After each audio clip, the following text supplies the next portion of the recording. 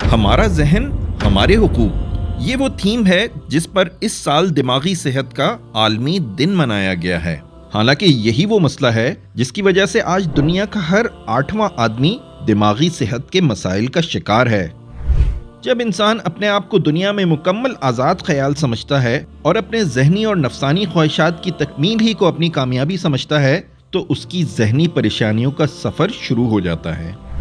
آج کا ہر ذہنی پریشان انسان اس لیے بے سکون ہے کہ وہ سرکش ہو گیا ہے، گناہوں کا خوگر اور اپنے رب کا باغی ہو گیا ہے، اور جو رب کی اطاعت سے نکل جائے اسے پھر پریشانیاں لازماً گھیر لیتی ہیں۔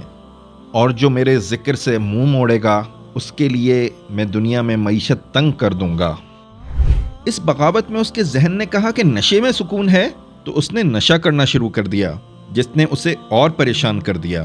اس کی بری عادتوں پر رشتہ داروں نے نہ ٹوکا تو اس نے جائز رشتے توڑ کر ناجائز رشتے قائم کر لیے۔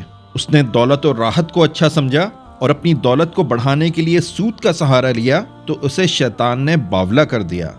مگر جو لوگ سود کھاتے ہیں ان کا حال اس شخص کا سا ہوتا ہے جسے شیطان نے چھو کر باولا کر دیا ہو۔ پریشانی اور بے سکونی کو سمجھنے کے لیے ہم دور کیوں جائیں؟ خود اپنے ملک پاکستان میں دیکھ لیں۔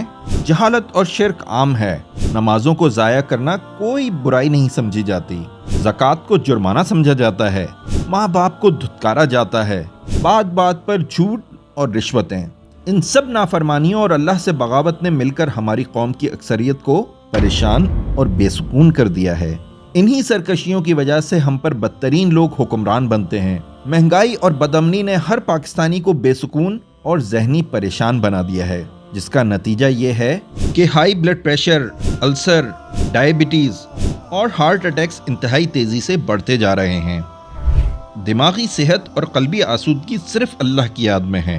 الا بذکر اللہ تطمئن القلوب، اللہ کی یاد ہی وہ چیز ہے جس سے دلوں کو اطمینان نصیب ہوا کرتا ہے۔ لیکن سمجھنے کی بات یہ ہے کہ فقط اللہ کی یاد تسبیح یا زبان گھمانے سے نہیں حاصل ہوگی، بلکہ اللہ کی یاد شرک اور معصیت سے اجتناب ہے، نماز کی پابندی ہے، رب رشتہ داروں اور بندوں کے حقوق کی ادائیگی ہے، حلال کمائی ہے، اور اللہ کی یاد پر مبنی ایسا صالح معاشرہ بن ہی نہیں سکتا جہاں نیکیاں آسان اور برائیاں مشکل ہوں جب تک اللہ کا دین قائم نہ ہو۔ دور نبی صلی اللہ علیہ وسلم کے مدینہ منورہ میں لوگ غریب ضرور تھے لیکن بیمار نہیں تھے، بے سکون اور پریشان نہیں تھے، اس لیے کہ اللہ کا حکم آسمان سے نازل ہوتا تھا اور زمین پر نافذ ہوتا تھا۔ آج ہمارے پاس قرآن مجید موجود ہے لیکن نافذ نہیں۔ آج اللہ کے قرآن کو نافذ کر دیجئے اور پریشانیوں اور بے سکونی سے نجات پائیے۔ فیصلہ آپ نے کرنا ہے، ذہنی آسودگی چاہیے یا ذہنی پریشانی۔